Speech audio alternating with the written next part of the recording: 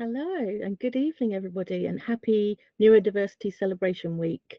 The week is not over yet for me. Well, actually, it's not over for any of us, is it? But yeah, still a few events yet to go for me. I apologise in advance if we are interrupted by my three very boisterous dogs. I've been out all day on a course, and they're very bewildered by it and quite overwhelmed by the audacity of me actually leaving the house, to be honest with you. So who knows, we might be interrupted by them, but let's hope we're not. So could we have the next slide, please? And I'm hoping that you are going to be seeing the same slides as me. So we had a slight problem last time, didn't we, Emily? But let's hope that doesn't happen. So why am I here talking to you today? So mostly probably because I run Autistic Girls Network charity, and we're a very small charity, and we support autistic girls and their families and autistic women, and we campaign for earlier diagnosis. And that's because girls are often diagnosed around 6 years later than boys. In that 6 years, there can be a lot of mental health issues that develop. I also have two autistic young people of my own, and I'm neurodivergent myself. I have a book called Nurturing Your Autistic Young Person, and I have a master's in autism from Birmingham. And I also have family experience with CAMS, with the intensive support team, social care, EHCPs, flex learning, specialist schools, you name it, we've done it really. Can I have the next slide, please?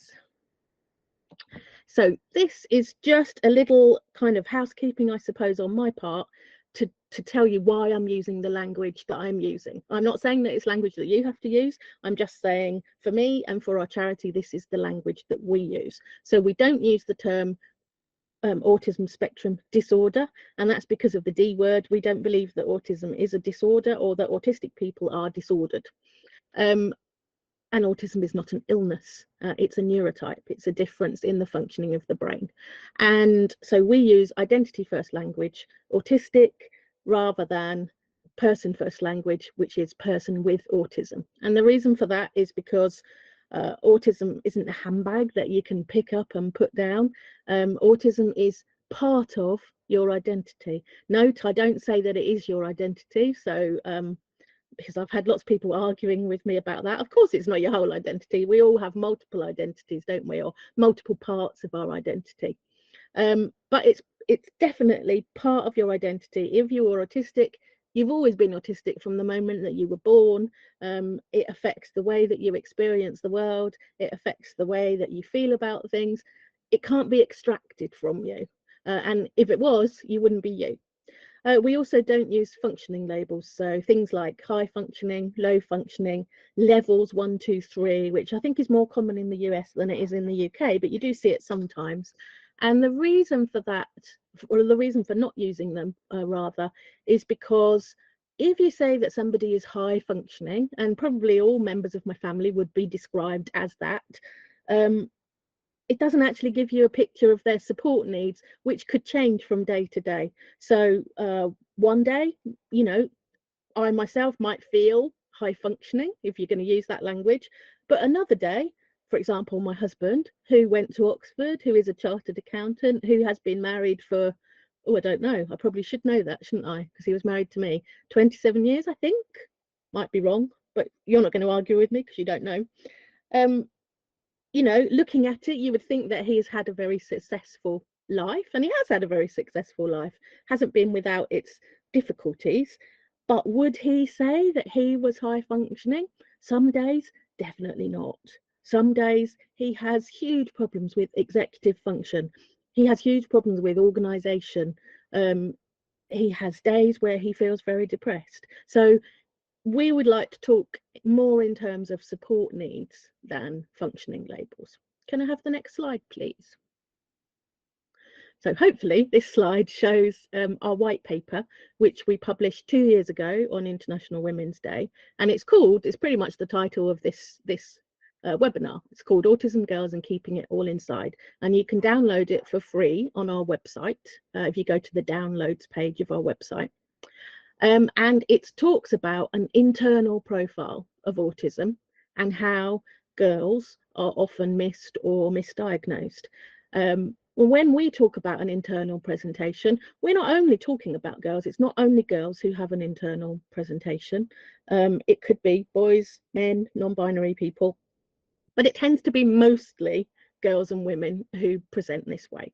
And that's what we're going to be talking about. We're going to be looking at kind of the segments out of the white paper this evening. Could I have the next slide, please? So, some children, some people don't present in what we might think is a classical way, a stereotypical way, I guess, that we think that's what autism looks like. So traits may be masked, probably are masked, and they may be more internalized. And it's not, as I said, it's not only girls, but mostly girls and women who this happened with. And what's happening is we are frequently diagnosing girls by distressed behaviour or by them being in crisis. And so we're diagnosing quite late. We're diagnosing, I think the average age of diagnosis for a girl in the UK is about 13. May have slightly changed, so that may be slightly out of date, but that's what it was about a year ago. And so, of course, that means they've already gone through transition to secondary school, which is a really difficult transition to go through unrecognised as neurodivergent. We're also frequently seeing really distressed behaviour. So behaviour that is caused by being basically in mental health crisis. And that might be things like self-harm. It might even be attempted suicide. And the reason that we're seeing a lot of that is because masking is so difficult, so exhausting, and if you aren't diagnosed, or even if you're diagnosed but not supported and not accommodated, then basically living in a world that's made for neurotypical people is really exhausting. And also not having the way that you experience the world, not having that validated, in fact having it invalidated frequently by people saying things like, oh, it's not that bright in here, oh, it's not that noisy in here. Having your own experiences invalidated and basically being gaslit is really unpleasant and causes an issue in development of identity and in self-worth, basically. They are likely to appear more social, having this profile likely to appear more social than what you might think as classically autistic peers. There is an idea, isn't there, that autistic people aren't very sociable. And there is some truth to this. Obviously, everyone is different. And I can no more speak for all autistic people than you can speak for all neurotypical people or all teachers or, whatever segment of the population that we're talking about. Everybody is different. And there are some autistic people who are really sociable and who enjoy social occasions, especially when it's something that they're really interested in. Equally, there are some neurotypical people who really don't enjoy social occasions and you would describe as unsociable. So, there's swings and roundabouts on both sides, aren't there? But if we're going to generalize, then I would say that a lot of autistic girls really value friendship, really want to develop friendships and find the difficulties of friendships and not being able to make friends and not being able to keep friends, find that one of the most difficult aspects of autism. Could I have the next slide, please? And so let's talk about friends. So if we're talking about being at school, then autistic girls tend to prefer to sit in or be in groups with their friends, sit next to their friends or be in groups with their friends.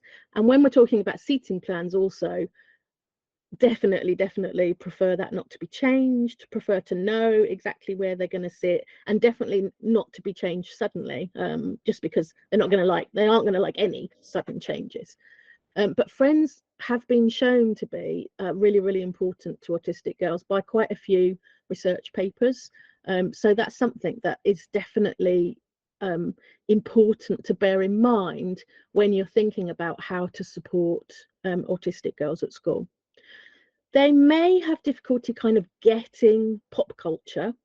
And by that, I mean, they may be a little bit bewildered if their peer group suddenly develops an interest in whatever it might be, if it's not something that they're interested in themselves. Now, if it's something that they are interested in, let's say it's K-pop or something like that, which I know very little about, but I can at least say K-pop is very popular, then you are not going to be able to tell the difference. And this is one of the reasons why girls are missed, is because that kind of special interest, that kind of monotropism and interested in one special subject tends to be things that their peers like too. Not always, of course, but it's not usually the stereotypical thing of, oh, you know, we want to be an airplane spotter, or we really like trains, or things like that. It tends to be more like, I love Harry Potter, or I love doing art, or I love horses, or, you know, things like that, that their peers are interested in too, but they have a really intense interest in. They're going to be very uncomfortable with conflict, whether it's at school, at home, with their friends, you know, seeing something outside. It's going to be really uncomfortable for them. The next thing that I kind of want to convey is that autistic play is valid. And what I mean by this is, we tend to have this prescriptive idea in society that there is a certain way to play. And so we don't like the idea of, like, let's say, lining up cars or lining up trains as a stereotypical idea of what autistic special interests look like. We don't like that idea, and we consider that it isn't appropriate play. But for an autistic child, it's absolutely appropriate play. And my daughter wasn't diagnosed until she was 13.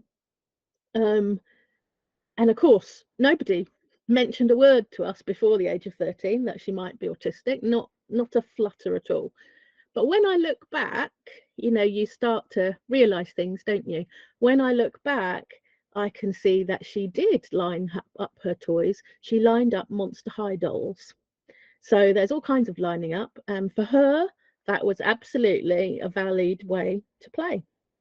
Another important thing that we're going to talk about a little bit later, so I'm not going to go in too much now, is autistic communication and how autistic communication is valid. And I think I'm going to leave it there because I've got some good slides to demonstrate that in a minute, and I don't want to talk about it all and then show you the slides. So we'll do that. We'll do that a little bit later. But it's really important that we are not kind of constantly putting in interventions, in inverted commas, for neurodivergent pupils, whether they be autistic, whether they be ADHD or dyslexic or dyspraxic, doesn't matter. We're not constantly putting in interventions for them and asking them to change their behavior, change their way of thinking, change their way of communication, but not doing anything to educate non-autistic pupils about neurodiversity. So for me, that is the most important thing. If other pupils knew about neurodiversity, there might be less bullying. 70 to 80% of autistic pupils report being bullied at school. So it might stop that. It might, over a period of years, it might stop the stigma of being autistic. There is undoubtedly a stigma attached to being autistic or being ADHD. And anything we can do to change that stigma has got to be a good thing. So for us, it's much more important to educate non-autistic pupils and staff and everybody, basically, about neurodiversity than it is to, for example, teach social skills to an autistic pupil. And we can talk a little bit more about that in a minute. So can I have the next slide, please? So hopefully you can see that, and it's a school slide. So we're going to talk a little bit about being autistic, or rather being an autistic girl at school. So this is going to contain some generalizations, and I apologize for that, but it's quite hard to, you know, do a talk about it without generalizing at all. So it's likely that autistic girls in your school will be quite shy and probably won't speak much. in class or won't put their hand up much in class. Again, that's a generalization, but it's quite likely. They probably aren't getting in much trouble at school.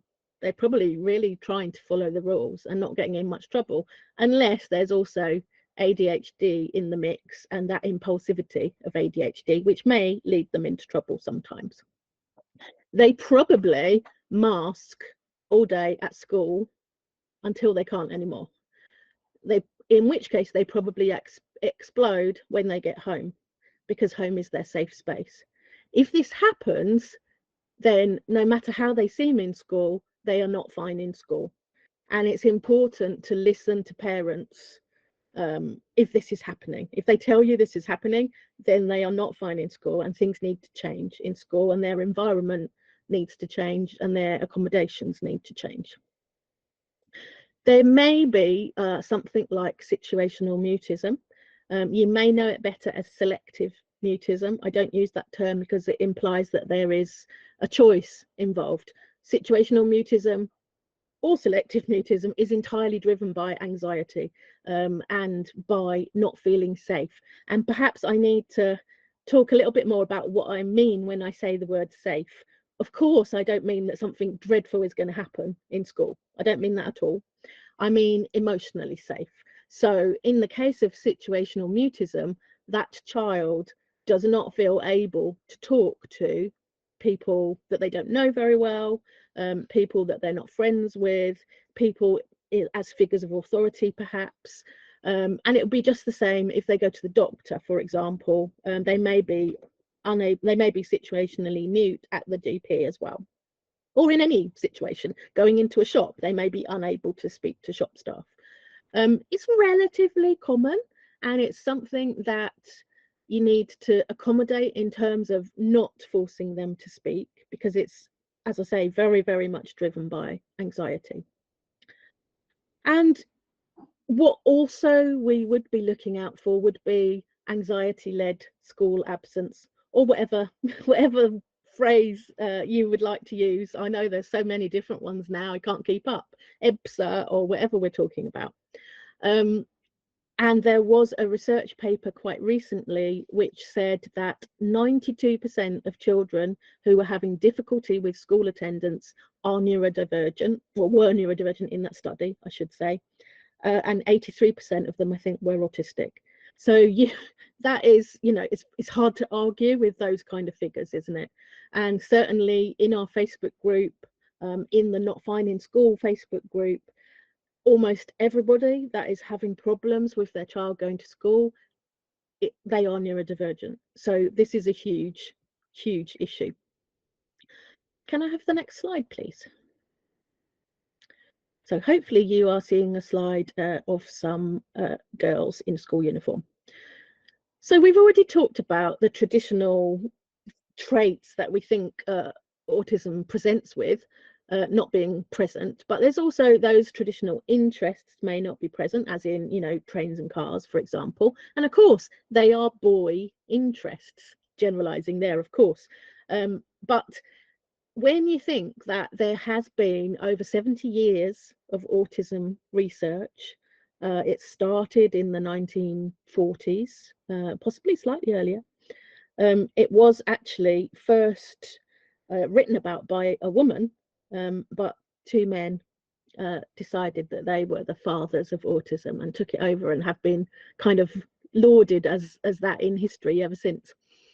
And one of them, of course, was Hans Asperger's, who now has kind of lost favour because he helped the Nazis, basically.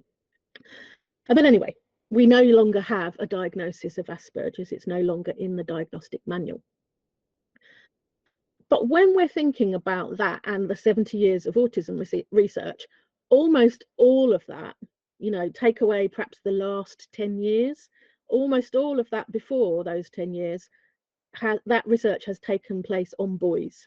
So the only people who have been part of that research has been boys and some men, usually white boys as well. There has been very little research until recently that included girls. So basically what that means is everything that we've learned about autism is based on a male presentation of autism. Everything that we have kind of come up with as an assessment tool or, you know, an intervention tool has been based on that research. And so it's been based on a male presentation of autism. Even the ADOS assessment, which is kind of thought of as the gold standard autism assessment and used by, you know, the majority of psychologists and psychiatrists and pediatricians who are assessing for autism, that has aspects in it that kind of are related to boy interests. So, you know, everything is skewed towards a male presentation of autism. So is it surprising then that for a long time we didn't realize that girls were autistic? And we're only just starting to realize that actually the numbers that we're talking about are probably much higher than we thought they were. And also the prevalence of boys versus girls in autism is likely much more equal than we thought it was. It's certainly not 4-to-1, which is what, you know, has always thought to have been the case. So what we need to remember is that we shouldn't be making judgments based on an idea of this kind of classic autism. We need to rethink what we know, or rather what we think we know about autism, because it's not all autism, it's not all people. It's based on a very nuanced idea of what autism is. For autistic girls, how can they differ? Well, they can be, and again, generalization, not everybody, but they can be strongly perfectionist. This is more likely, basically, the cleverer they are, the more likely they are to be a perfectionist. And if they also have ADHD, which around up to 70 to 80% of autistic people are also ADHD, then this can lead to not wanting to start things in the first place, can lead to procrastination about starting things, just because you don't want to start it if you think that you might not do a good enough job. If you think that it won't be perfect, why start it at all in the first place? And that can, of course, lead to difficulty at school. They may also be compensating to disguise their difficulties from the teachers. So, you know, they know how to get to the end product that the teacher is looking for, but they can't do it in the way that the teacher has explained.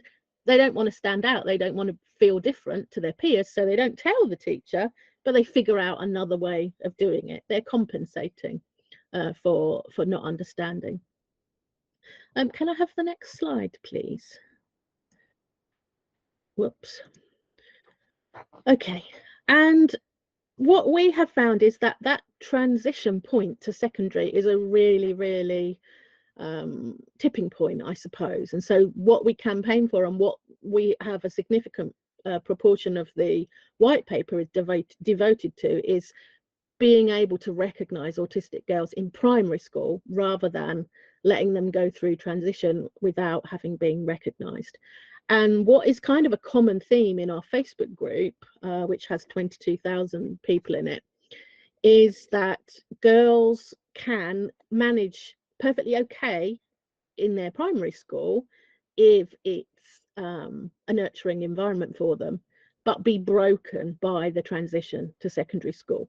And we did a survey in our group where we found that, or rather we asked, what was the point where your child either went into mental health crisis or couldn't go to school anymore? And by far the majority said that it was February half term of year 7.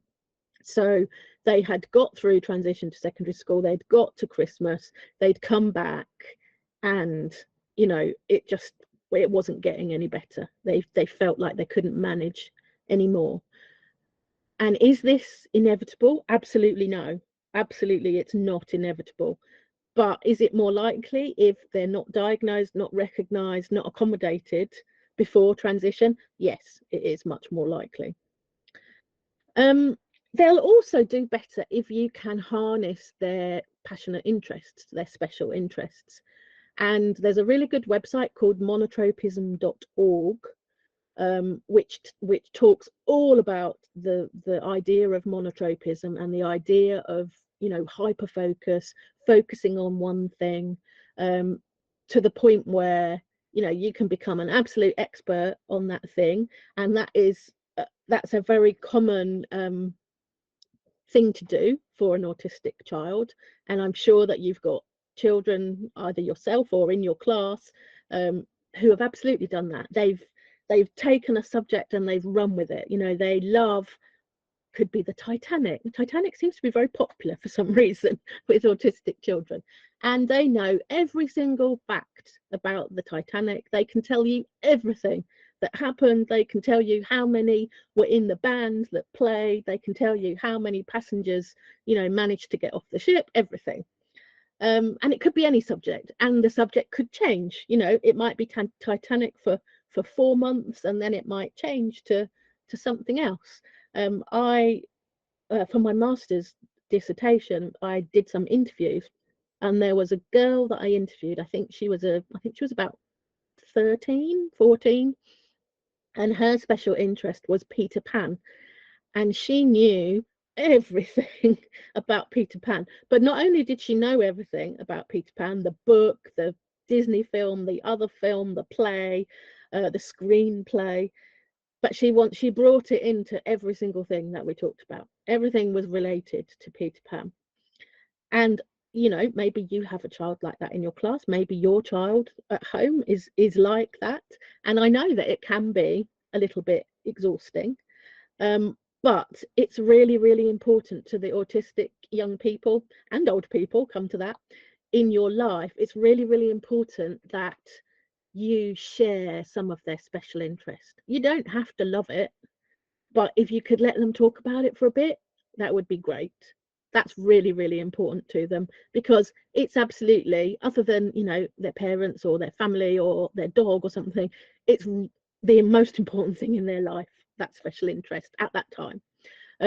So if you can weave that into lessons, then brilliant. You are much more likely to keep them, because dragging them out of what is called their attention tunnel, try to think of it as an attention tunnel, and imagine that, you know, you've finished the topic that they're really interested in and you want them to concentrate on something else. Well, task switching is very difficult anyway for neurodivergent people, but if you're trying to drag them out of that attention tunnel that they've been hyper focused on, that's really hard, and that is probably not going to work that well.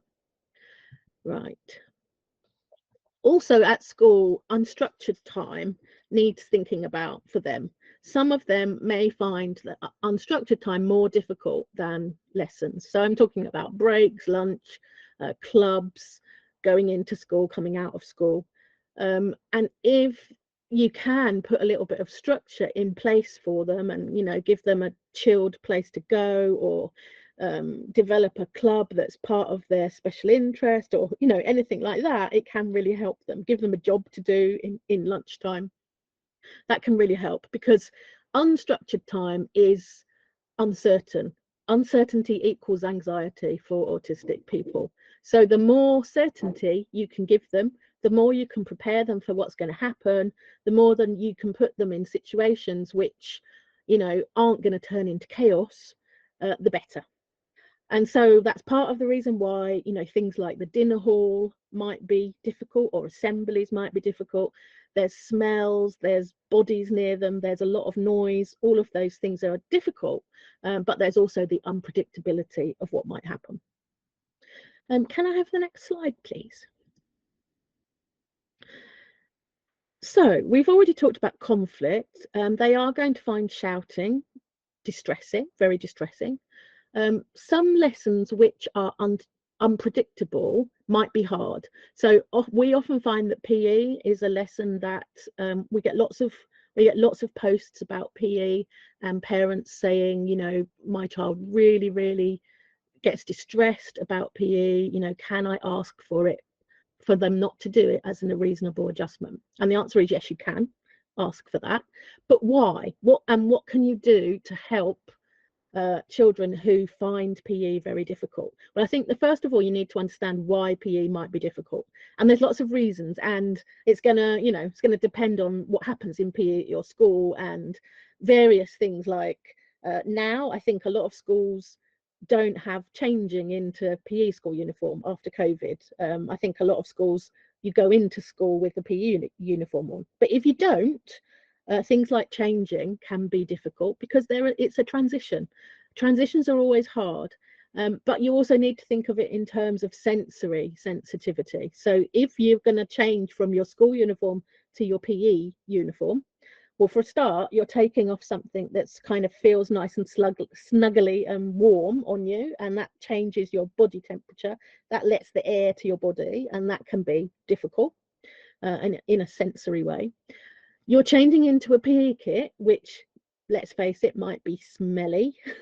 It might have, even if yours isn't smelly, other people's might be smelly. It's probably cold. It probably feels a bit weird because it might have been screwed up. All of those things are going to be difficult if the child has clothes sensitivity. You might be going from the inside to the outside. That's another transition and another sensory difficulty. You might, or the child might be dyspraxic. There's a high co-occurrence with autism and dyspraxia. If the child is dyspraxic, it's massively underdiagnosed. My daughter wasn't diagnosed dyspraxic until she was 14, I think. So she got through primary school and part of secondary school. She dropped out of secondary school in year 8, but she got through it. But she was absolutely terrified of balls and of team games. And the reason for that, we realized afterwards, was because she was dyspraxic and she couldn't catch a ball and she couldn't throw a ball. And when she had the OT assessment that basically said that she was dyspraxic, it really became obvious, because I suppose I hadn't, she'd never wanted to play ball games at home because she was scared of balls. So I hadn't really seen her interact much with the ball. But yeah, she absolutely couldn't. She couldn't throw a ball, against the wall or something. She couldn't do it, and she couldn't catch it. She could throw it, but she couldn't catch it. And so if you're dyspraxic, ball games are hard. Team games are hard. Games that depend on your coordination are hard. And of course, team games depend on your coordination. And if you're not coordinated and you can't do whatever's being asked of you, you let down your team members. So that also does not make you popular. And you probably weren't popular to start with, to be honest. So that's not going to help the situation, is it? So all of those things are what is difficult about PE lessons. Something else that comes up quite a lot with autistic girls is vulnerability. And that's, related to having a difficulty reading people's intentions. And it's a fine line that we balance, I think, as a charity, between sticking up for autistic people's absolute right to autonomy, and certainly when we're talking about things like sex education, their absolute right to autonomy over their bodies, their absolute right to consent always, but also weaving in a kind of planning for teaching about, how do you read people, how do you avoid people who want to take advantage of you. And I think that's something that needs to be very specific in schools, and it kind of needs addressing, maybe separately, but obviously all pupils should be being taught about consent, but it's particularly important for autistic girls who tend to be taken advantage of. Also in school, we've talked about the bullying rate. Exclusion rate for autistic and neurodivergent pupils is also much higher than for neurotypical pupils. And all of those things need to be taken into account in schools as well. Right, can I have the next slide, please? And this is what I put off talking about because I was going to talk about it now. So for us as a charity, and I think for a lot of the autistic community, the idea of the double empathy problem is perhaps one of the most important things that we want everybody to understand. And the double empathy problem was thought up by an autistic researcher called Dr. Damien Milton, who's autistic himself and has autistic children. And basically, these illustrations are going to tell you about the double empathy problem and about autistic communication being valid. These are by an illustrator who is a professional, an autistic professional, and goes by the name of NeuroWild on Facebook and Instagram. So I would really recommend you follow her. Her account is absolutely brilliant, and she has given permission for us to use these slides. So we're going to talk about the double empathy problem, and we're going to talk about it from the point of view of squirrels, because why not? So the squirrels don't have any problem communicating and making friends with other squirrels, but they do have a problem because they have all these nutshells and they don't know what they're going to do with them. So they say maybe the beavers could help. So they're going to ask the beavers. I'm sorry that I didn't say to move slides, did I? Can you move slides so that you're now on the slide that says squirrels have no problem? Okay, so that's what I've just said. And now could you move to the next slide, please? So this one says, but when squirrels and beavers try to communicate, then there is a problem. The squirrels only speak squirrel and the beavers only speak beaver language. Could you go to the next slide, please? So it says miscommunication occurs, but whose fault is it? And who is responsible for fixing it? I think you can probably see where I'm going here. Can I have the next slide, please? This says, curiously, society decided that it's only the squirrel's job to repair any miscommunication. And they're told, beavers aren't familiar with your squirrel habits, so you have to stop doing these things. You need to be more like a beaver. Beavers don't understand you. You need to change your whole communication style. You have disordered beaver communication skills. Now, the squirrel doesn't look very happy about that, and I'm not surprised. Can I go to the next slide, please? I think that that's really strange, and I wonder if any of you feel like it's a mistake. Can I go to the next slide, please? So, if we're going to substitute squirrels for autistic people and beavers for neurotypical people, we should recognize that autistic people have their own communication style. And there's miscommunication because those communication styles are mismatched, and not because autistic people have delayed or disordered communication skills. And you can apply this to quite a lot of things, but it works best with communication, but you can apply it to other things too. I was actually on a course today, and they had a video that they played, and when I was watching it, they used a bit of psychology, and they said, or all people tend to do this, and all people feel like this. And I thought, actually, no, that's you can absolutely tell that this was written in a totally neurotypical framework. And actually, most neurodivergent people don't think like that. And most neurodivergent people don't think that. And I told them so as well. But this happens quite a lot. And it also happens a lot with interventions in schools. And it certainly happens a lot with social skills classes. And we get a lot of questions in the Facebook group about social skills classes. And basically we will say, if it's trying to change your child, if it's trying to make them use a different communication style, it's not right. Because they should be able to communicate in the way that's right for them. What we should be doing is educating other people that there are different ways of communication, and that there isn't one right way. There's multiple right ways. They're just different ways. Right. Could I go to the next slide, please? So now we're talking about anxiety, and it's probably obvious, and it's probably obvious with your interactions with older autistic girls particularly, that there is likely to be quite a lot of high anxiety. And this may manifest physically. It can manifest into tummy aches, headaches, feeling sick, and that can absolutely, it's not psychosomatic, that can absolutely be physical.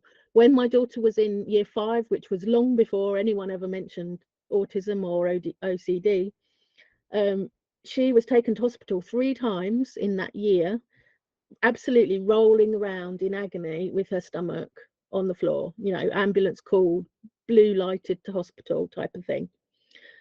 Each time, and had to stay in hospital, which, you know, is also absolute torture for an autistic person. And for me, come to that, because I had to stay with her. Each time she was discharged with a different diagnosis. None of them were right, and none of them were anxiety. But now we realise that's what it was. It was physical manifestation of anxiety. There's also quite likely to be quite a lot of stress at things changing, things being different. Always a lot of preparation work needs to be put into things changing. Sudden changes are really, really difficult for autistic people, whatever their age. The mental health problems are more likely the older they are and the longer they have been undiagnosed and unsupported. And there's a lot of reasons for that, but it mainly goes because masking is so exhausting, and not being yourself and not feeling able to be yourself, but also feeling like you are a broken person and that you don't fit in and that you're somehow wrong or othered. That's exhausting, and that's, you know, horrible for any kind of self-confidence or self-worth. So is it surprising that mental ill health follows that?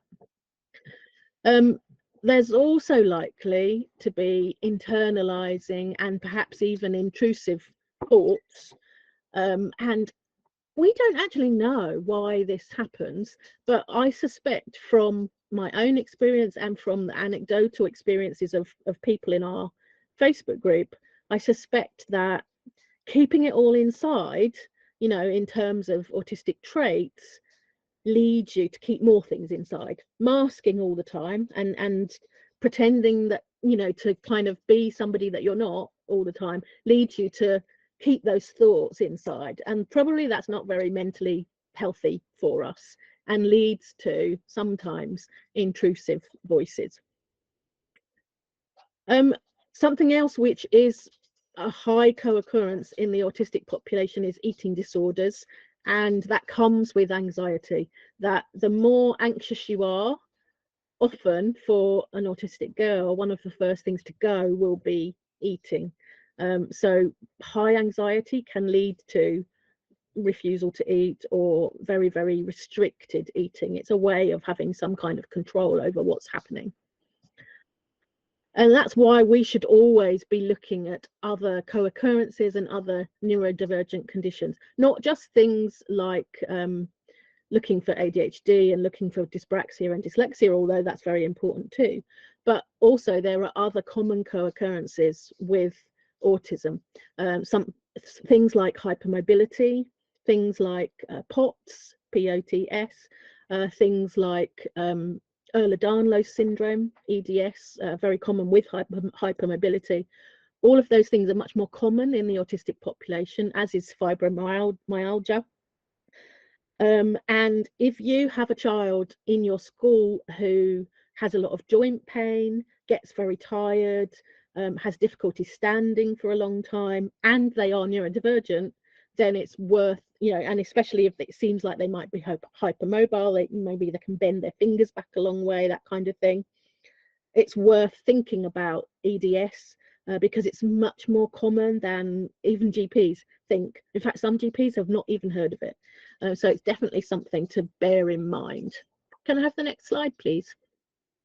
Right, we're going to talk about the emotional side for a little bit, and I am aware of the time and I need to probably stop talking quite soon, but I promise I will at some point stop talking. So when we're talking about emotions, I can't sit here and talk to you about emotions without mentioning alexithymia. So alexithymia is either being unable to or having great difficulty identifying and talking about emotions. And over half of autistic people are alexithymic, according to research.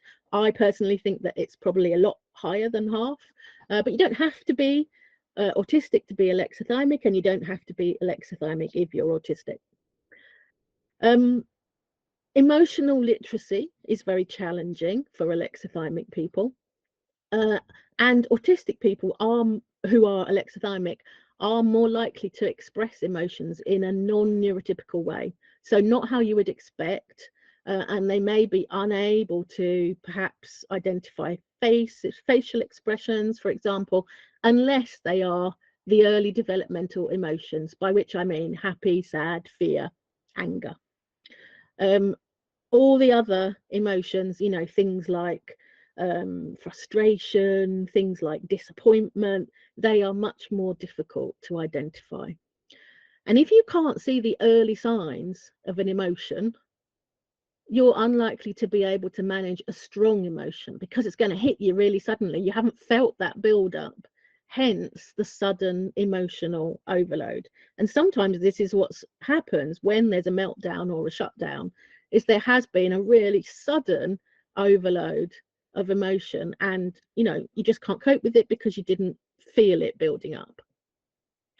Okay, can I have the next slide, please?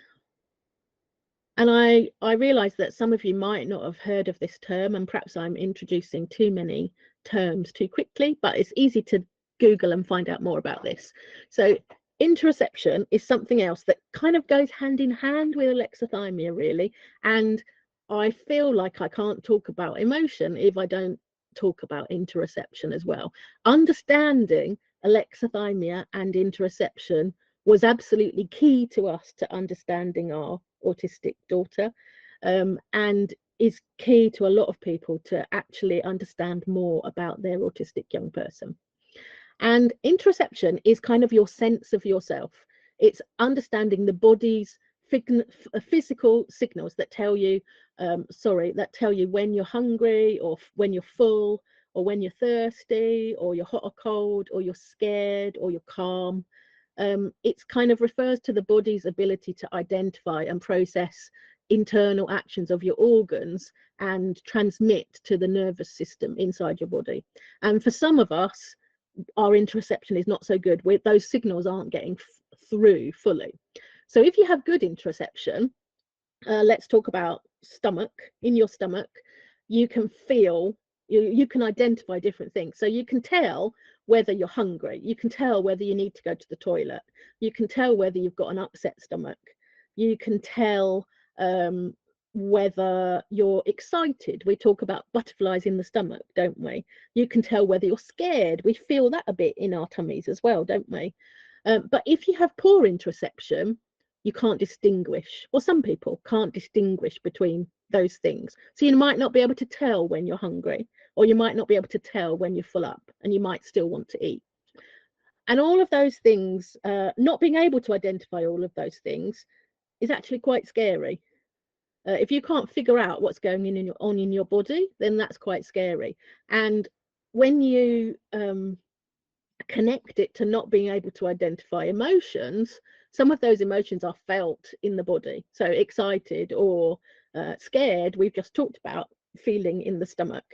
If you don't know what's going on in your stomach, if you can't identify that, then you're even more in the dark about what emotions that you're experiencing. Or because you're likely to be really empathetic and take on other people's emotions, you can't identify that either.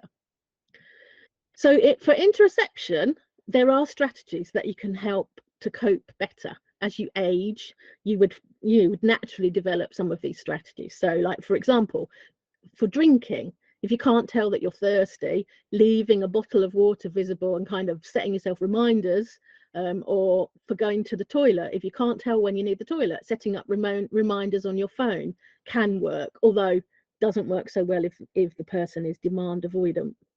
For eating, you can do things like create body maps and record sensations to help you understand what it feels like, you know, for a certain thing. And there's all, you know, there's ways of making it easier. Can I have the next slide, please? And the last thing, I've mentioned a little bit about empathy, and how autistic people, it's a complete myth that autistic people don't feel empathy. Some of them feel it really deeply, but interoception may mean they don't understand how they feel. They may feel for animals and objects as much as humans, and they may seem emotionally a bit younger. Autistic girls also tend, and autistic women also tend to shut down as much as meltdown. And that can be a difference, and that can of course also contribute to not being recognized as autistic because they're not having huge meltdowns. Can I have the next slide, please? So for them, emotions are kind of all or nothing. There's no middle ground. They're often really big and they're often really overwhelming. And sometimes, you know, if you dream about something that's really emotional, even sleep can lead to big emotions. And you can imagine feeling so much is totally exhausting. And we're just going to touch quickly on sensory stuff. Likely to have strong sensory sensitivities. School uniform can be a real problem. Also, various hygiene things, baths and showers can be difficult. My son describes having a shower as like having needles stuck in him. And it's important that for sensory stuff particularly, young people learn to self-soothe, learn to regulate what really triggers them and what makes them feel better. And the more that you can balance those two out and make sure if something happens that really triggers them, they know how to kind of bring it back, if you like, the better things will be. Can I have the next slide, please? So I definitely want to say to you, being autistic is part of you. It's part of your identity. Without a diagnosis, and you know, as a charity, we believe self-diagnosis is absolutely valid. But without a diagnosis or without recognizing that you're autistic, other unhelpful and untrue labels may be put in place. You can be called weird, or you can be called slow, or you can be called dramatic, or you know, any of those things. And being diagnosed, of course, should bring support and adjustments, but it also helps you find people who experience the world in the same way as you do. And that's important for all of us, isn't it? And it also validates your experiences, which might have been different. If your peers have all been neurotypical, it might have been different to your peers and led you to feel like there was something wrong with you. Can I have the next slide, please? Right, I think I don't have time to go through all of this, so I'm going to do masking, and then we will start. Actually, there aren't very many slides left. So why do people, sorry, what is autistic masking? It's also called social camouflaging, and it's kind of the social acting, if you like, performed by an autistic person, whether they do it consciously or not, so that they fit in with their peers.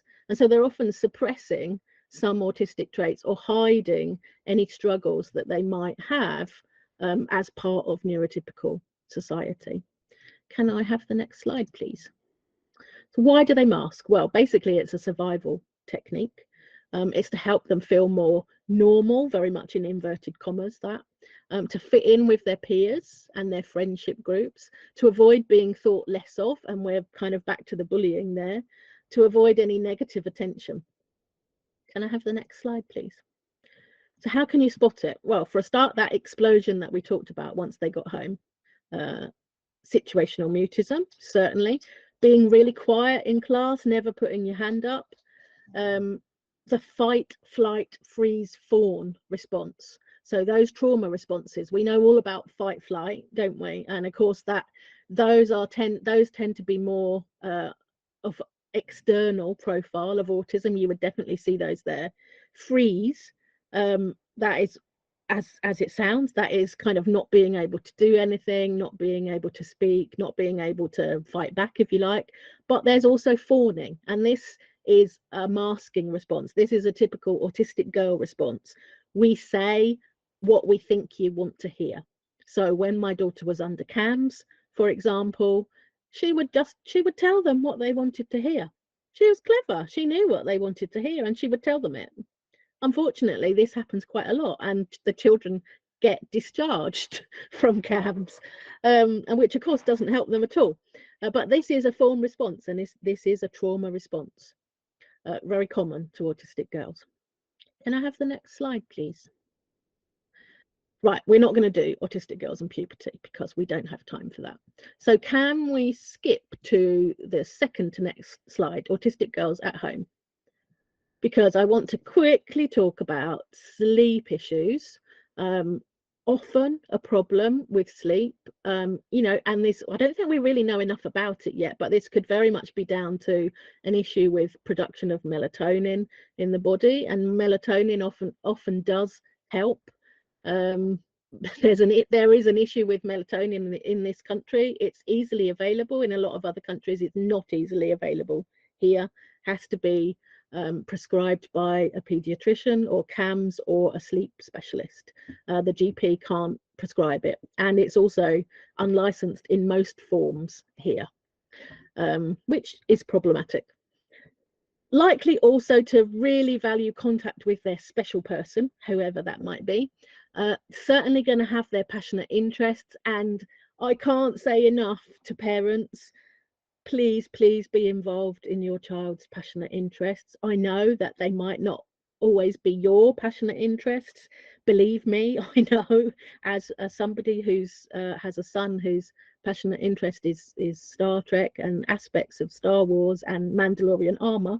I know that's very much not my passionate interest, and I, hand on heart, I say at times I definitely did not pay enough attention to those, or even treat them with the importance that they deserved. So be better than me, and please get involved with your child's passionate interests, because it's going to be so important to them.